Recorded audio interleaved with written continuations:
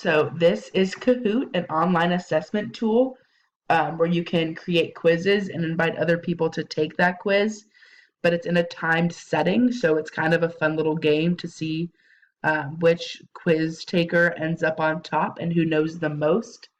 So if you're going to be using Kahoot, you'll go to kahoot.com and it'll bring you to this page. So you'll either sign up or log in. And since I have an account, I'll log in. And it brings you to your home page where then you have the options of making a new Kahoot or going to see your Kahoots. So we'll make a new Kahoot. And you have the options of doing a quiz, a jumble, a discussion, or a survey. So if you're doing a quiz, you'll click on that, and it brings you to this screen where you can type in your title and then a description. You can set who it's visible to, your audience, so a school, university, business, training, event, social. So we'll select school and then go forward.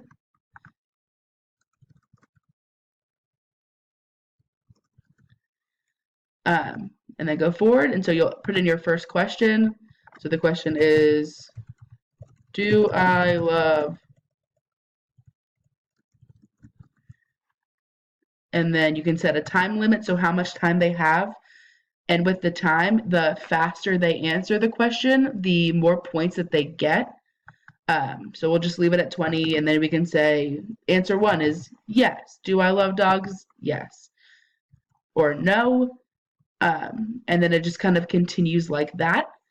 And so then once you create a quiz, it'll be under My Kahoots here, and it'll be this screen where then you can, click on your quiz and have it play, where it will open up a game pin so that students can go to, well, first it'll ask you if you want to do player versus player or teams. Let's do player versus player, and then it'll open it up to this where it gives you a game pin for students to go to kahoot.it. They can do this on their phone browser or on a computer, and they'll enter in this game pin into the bar that looks like this, and they'll enter in their name, and then they'll be ready to go to take the quiz. So this is what it looks like on the other side for the students. They can't see the question on their phone or on their computer, but instead they'll have to rely on looking up at the board for this screen. So it's a really cool tool to kind of test the knowledge, but I wouldn't necessarily use it for an actual test.